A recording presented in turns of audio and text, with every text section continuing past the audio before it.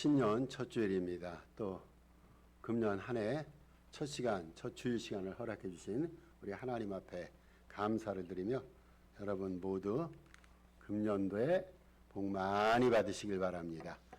예, 복 받는다는 소리가 좋은 소리예요. 성경에도 복이라는 단어가 굉장히 많이 나오는데 금년 한 해는 명실상부한 세상적인 복이 아니라 하나님이 주시는 복들을 많이 누리기를 바랍니다. 늘상 제가 여러분에게 드리고 싶은 말씀은 영육간 강건하라는 거, 영육간 강건하시고 또 가정이 금년 안에는 화목하시길 바랍니다. 식구들이 많으면 많을수록 행복하고 식구가 없이 혼자서라도 행복하시길 바랍니다. 그리고 범사에 주님의 손길이 더해져서 삶이 풍성해지기를 전개합니다. 우리 예수님께서 오신 것은 우리에게 생명을 주시되 풍성한 생명을 주시기 위해서라고 성경에 말씀합니다. 그리고 우리의 자녀들에게도 금년 안에는 축복의 손길이 더해지기를 기원합니다. 우리 산호세 동산교회를 위시해서 이 북가주 지역에 선결교회가 9개가 있습니다. 우리 9개의 선결교회 교단 속한 모든 교회들, 더 나아가서 모든 한인교회들, 모든 교회들이 은혜 가운데 부흥되기를 바랍니다. 어려운 시대에 하나님께서 교회를 세워주신 것은 교회를 통한 하나님의 뜻이 있어요. 그 하나님의 뜻들을 모든 교회들이 잘 이뤄가면서 미약하고 교회들이 적지만 금년 한 해는 작지만 강한 능력을 발휘하는 그러한 역사가 일어나길 바랍니다. 세계 처처에서 헌신하는 주의 종들, 선교사님들 많이 있습니다. 전쟁의 포화 속에서도 주님의 말씀을 전하고 상황이 열악한 속에서도 하나님의 일을 하는 주의 사역자들 너무나 많이 있습니다. 아굴골짝 같은 데서도 힘들고 어려운 고통을 믿음으로 견디면서 일하고 있는 그러한 수많은 선교사님들, 주의 종들 많습니다. 저들의 사역에 모든 이들의 사역에 승리의 역사가 금년 안에는 일어나기를 바랍니다. 이 지구촌에서 우리가 바라는 것은 평화입니다. 전쟁이 일어나고 있죠. 또 베네수엘라, 미국에 일종의 전쟁이라 말할 수 있는데 이러한 일들이 지구촌 구석구석에서 일어나는데 우리 주님께서 이러한 다툼과 분쟁과 전쟁이 있는 곳에 주님께서 평강의 은혜를 더해 주셔서 살고 있는 삶의 자리로부터 온 지구촌에 평화의 역사가 일어나길 바라고 무엇보다도 우리가 간절히 기도하는 것은 복음화입니다. 복음화.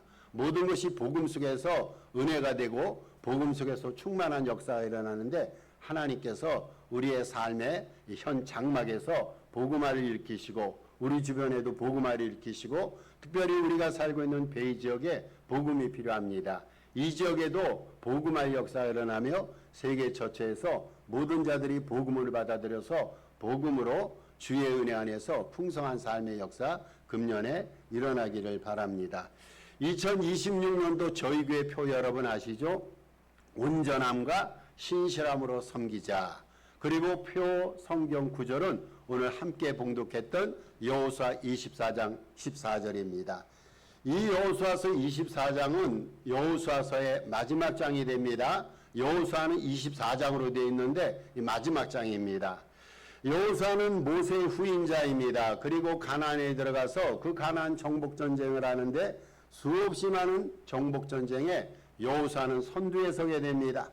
많은 전쟁을 벌이면서 생애 마지막 시간을 맞이하게 됩니다. 오늘 이 본문은 굉장히 여호수아의 망감이 교차하는 세상에서 가장 살아온 인생을 더듬으면서 가장 결단과 결심을 가지고 이스라엘 백성들에게 주고 있는 말씀입니다. 얼마나 오늘 말씀이 유언과 같은 귀한 말씀인지 모릅니다. 마지막 순간에 이스라엘 백성들을 향해서 하나님 주신 말씀을 지금 여호수아는 읊조리고 있습니다. 여호수아는 하나님 앞에 가기 전에 생의 모든 것을 정리하고 이스라엘 백성들 앞에서 고별 설교를 하는데 그 고별 설교의 중심 내용이 오늘 본문이 됩니다. 여러분 고별 설교 그러니까 얼마나 그 내용이 진중하겠어요. 고별 설교이니까 자기의 마음에 쏟는 마음속에 담고 있던 모든 것들을 설교에 쏟아붓게 되는 그러한 설교입니다. 그 고별 설교 가운데서도 가장 중심 내용 귀절이 바로 오늘 본문 말씀입니다. 여호수아는 곧 이어서 자신이 세상을 떠날 것을 알고 있습니다. 그러면 자신이 세상을 떠난 후에 남겨질 이스라엘 백성들을 향해서 저들이 하나님을 향한 결단과 온전한 헌신을 행하되 그들이 우상을 버리고 온전히 하나님만을 섬길 것을 오늘 본문을 통해서 강력히 촉구합니다. 연초가 되면은요, 일반적으로 모든 사람들은 한 해 동안의 계획을 설정합니다. 여러분 1월 1일 첫 시간에 무엇을 하셨습니까? 하나님 앞에 기도하고 혹은 송구 영신 예배를 통해서 믿음의 결단을 하면서 한 해 동안 플랜을 짜게 됩니다. 1월 중에는 무엇을 하고 2월, 3월 이런 식으로 해서 1년 동안의 계획을 짜고 마음속에 있는 포부와 다짐을 하는 그러한 귀한 시간이 연초의 시간입니다. 한 해 동안 계획과 목표를 설정하면서 마음을 우리는 연초에 다짐하라고 합니다. 이러한 1년의 계획들이 저와 여러분의 삶 속에서 계획대로 잘 이루어지기를 주님의 이름으로 부탁을 드립니다. 여러분 그런데 일반인들은 연초에 목표를 설정하고 계획을 설정합니다마는 우리 예수 믿는 자들에게 가장 중요한 계획이 있어요. 그것은 저는 믿음의 계획입니다. 믿음의 계획. 세상적인 계획은 잘 짰어요. 근데 거기에 믿음의 계획이 포함되지 않았다면 그 계획은 별로 의미가 없습니다. 우리들은 연초부터 믿음의 계획을 잘 짜고 이것을 잘 실행해 나가야 됩니다. 여러분 왜 그렇습니까? 믿음이 우리 기독자에게 가장 중요한 삶의 필수 요소이기 때문이에요. 우리가 예수를 믿어서가 아니라 정말로 믿음은 귀한 겁니다. 만약 우리에게 믿음이 없다라고 생각해 보세요. 믿음이 없으면 믿음의 대상이신 예수님도 상정할 수 없고 상상할 수가 없어요. 우리의 삶 속에서 예수님이 없다면 여러분 그 인생이 무슨 의미가 있어요? 무슨 가치가 있어요? 예수님이 계시고 그분을 향한 믿음이 있기 때문에 우리 믿음이 더욱더 활동적이고 진취적으로 전개되어 갑니다. 여러분 우리는 금년 안에도 이 믿음의 계획을 잘 실행해야 됩니다. 기독자에게 있어서요, 이 믿음이란 것은 그냥 부분적인 요소가 아니에요. 여러분 절대적인 요소예요. 믿음은 우리에게 가장 귀한 것입니다. 인생의 의미와 가치는요, 내가 갖고 있는 믿음만큼이에요. 내가 갖고 있는 인생의 아름다움 있잖아요. 내가 갖고 있는 믿음만큼입니다. 인생의 이 세상을 극복하는 힘이 있잖아요. 우리의 믿음만큼입니다. 믿음이 많이 있으면 세상을 극복 많이 하게 됩니다. 믿음이 적으면요, 날마다 쓰러지고 날마다 엎드러지게 돼 있어요. 그래서 예수님께서 그런 말씀을 하셨어요. 내 믿음대로 되리라. 여러분 금년 안에는 여러분의 믿음대로 풍성한 삶의 역사가 일어나기를 주님의 이름으로 축복합니다. 믿음대로입니다. 그런데요, 믿음 생활하기 쉽습니까?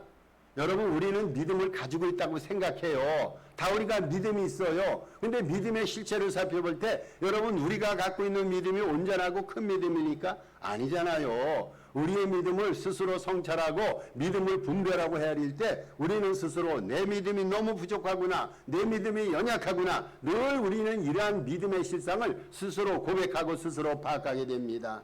여러분 이 현 시대는요, 믿음 생활하기가 쉽지가 않아요. 목사도 믿음 생활하기가 쉽지가 않아요. 여러분 선교사님들 주의종들 겉으로 볼 때는 믿음이 있어 보이고 믿음이 온전해 보입니다. 그런데 때로는 그들도 시험받고 쓰러질 때가 왕왕 있습니다.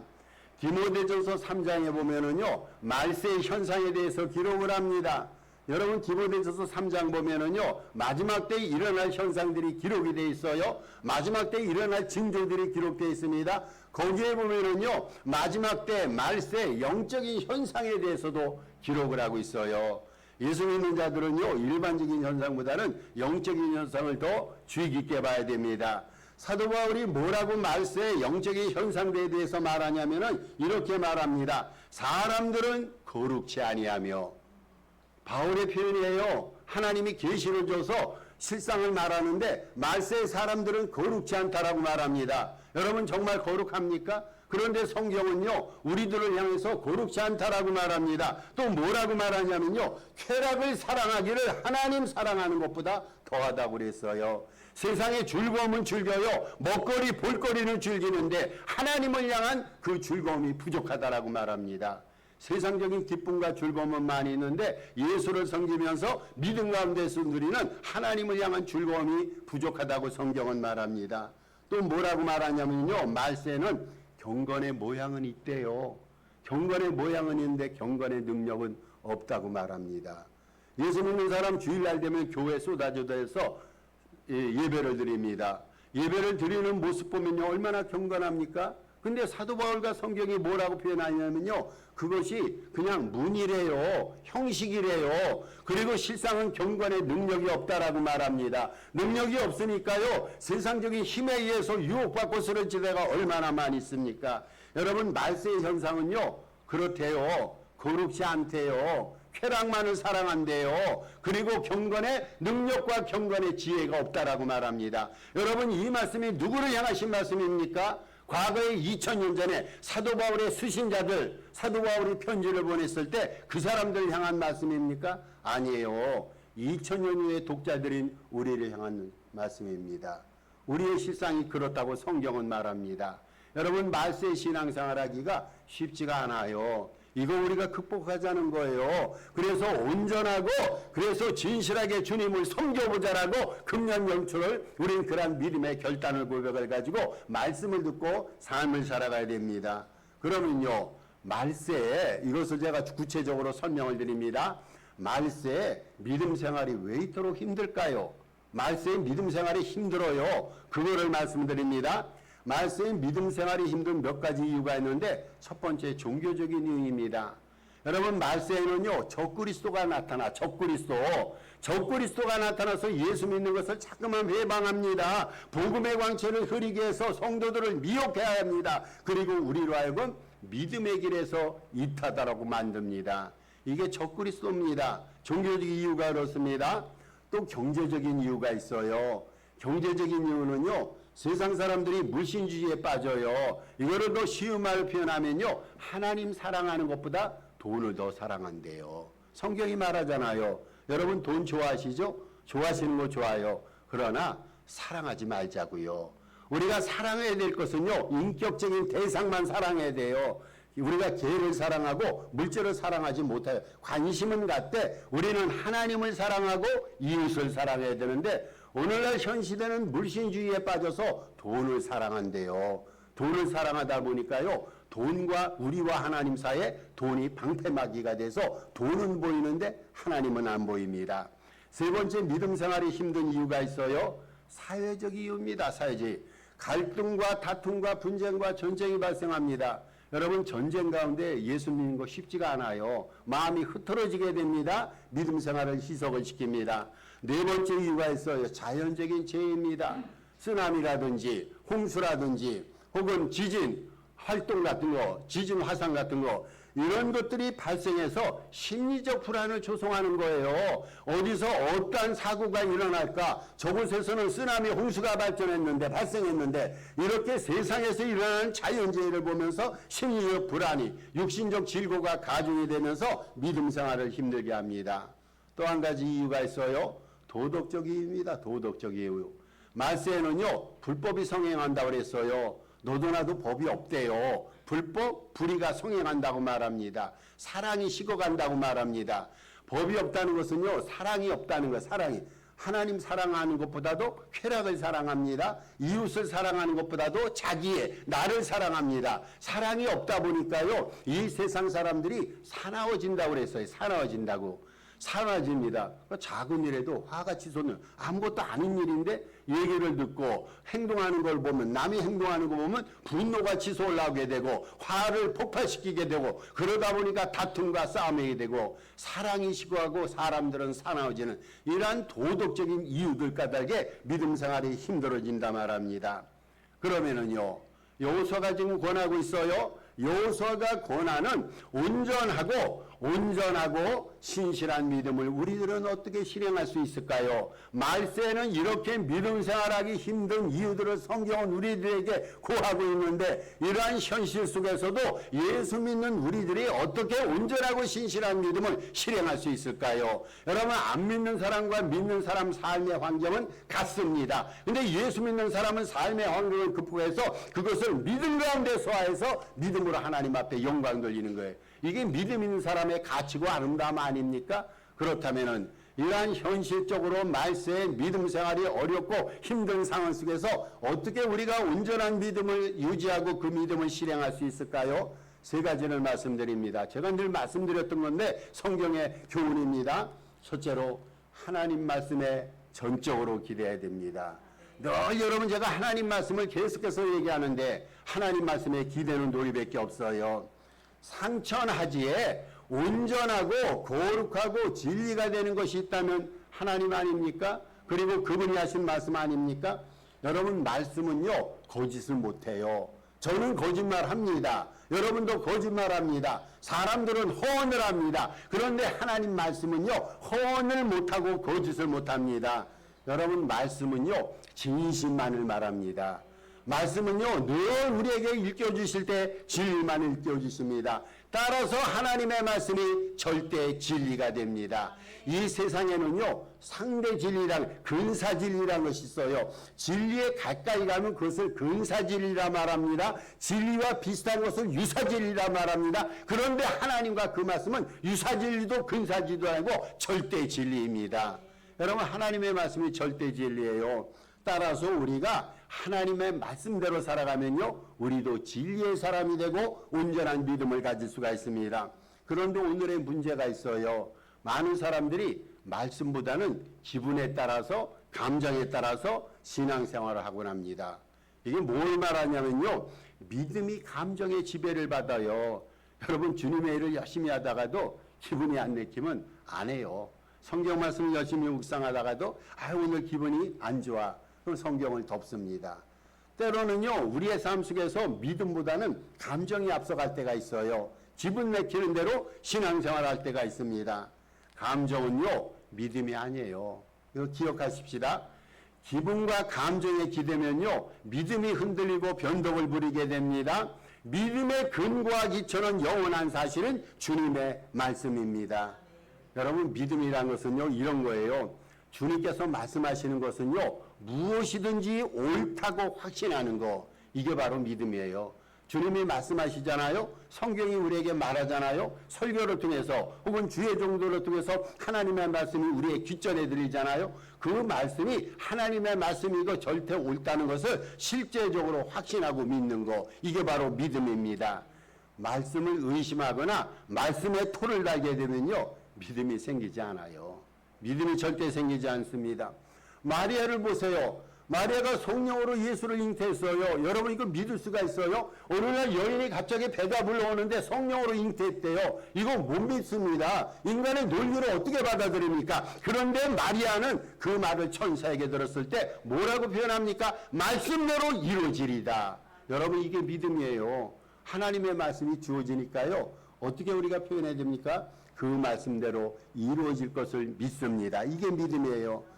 아브라함이 100세의 자식을 주시겠다는 하나님의 말씀을 들었어요. 여러분 얼마나 황당합니까? 여러분 100세 오늘의 시대 오늘 건강이 많이 장수하고 건강이 많이 예전보다 등진이 됐어요. 그럼에도 불구하고 남성 나이 100세 여성 나이 90세 아이를 가질 수가 있어요.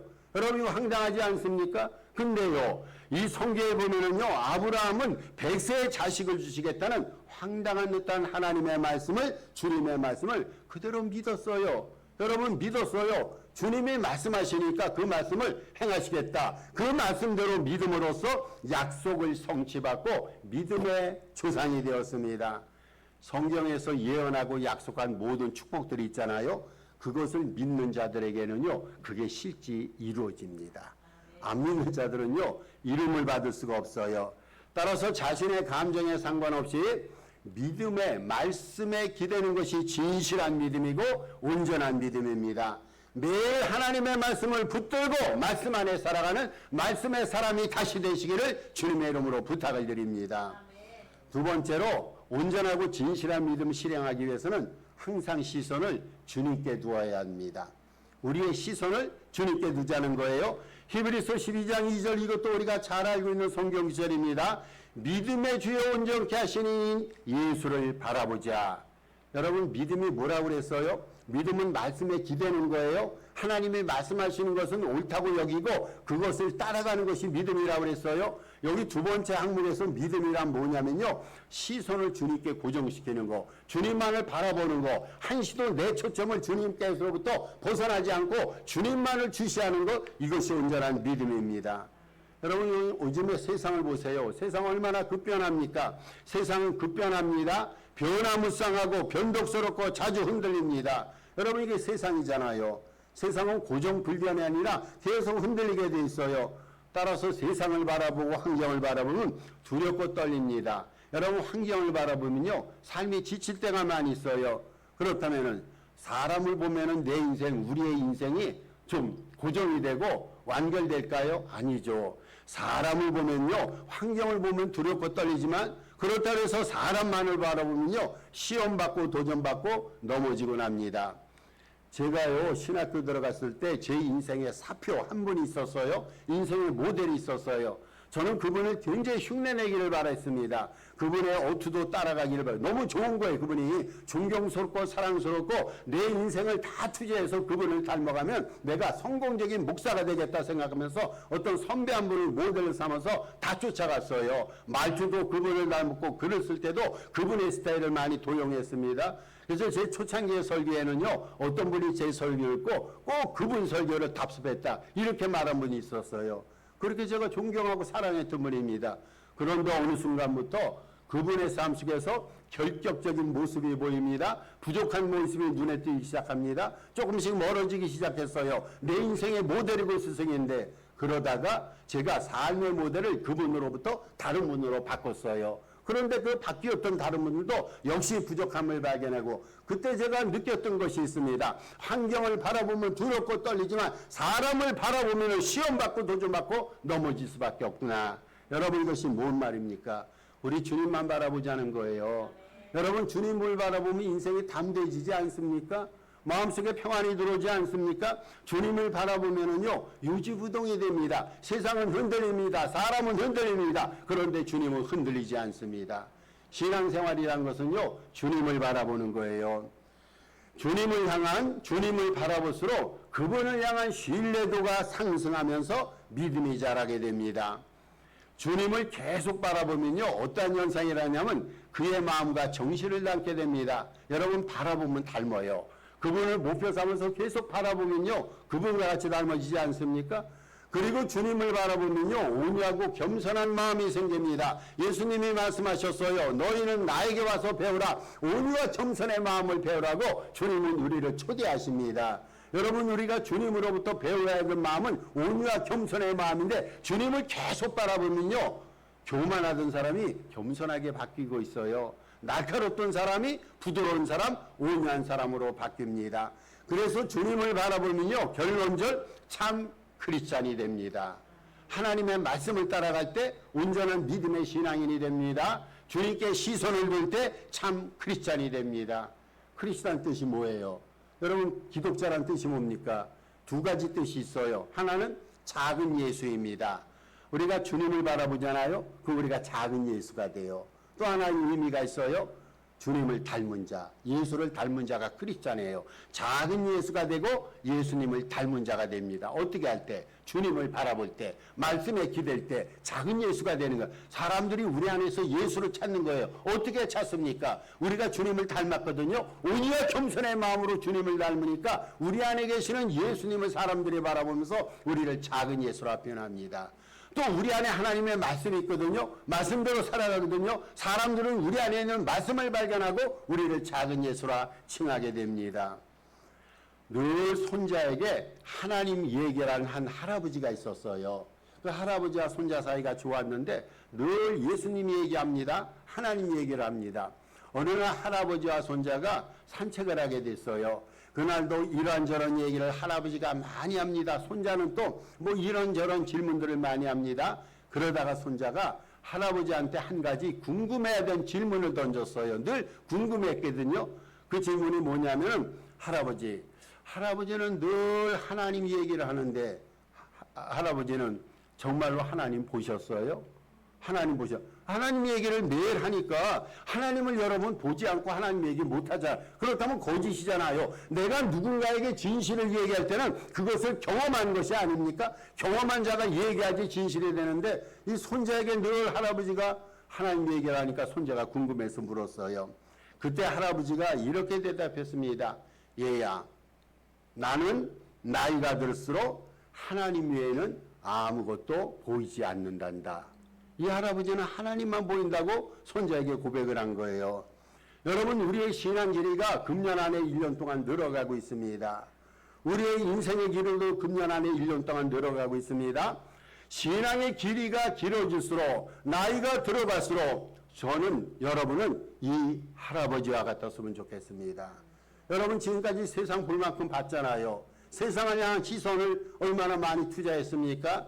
이제는 세상을 향한 시선을 돌이켜서 주님을 바라봤으면 좋겠어요. 주님을 바라보는 믿음의 깊이가 더 깊어졌으면 좋겠습니다. 숨 쉬는 것처럼 자연스럽게 주님을 바라보고 주님과 대화하면서 천국 삶을 예비해 가시는 저와 여러분 되시길 바랍니다. 셋째로,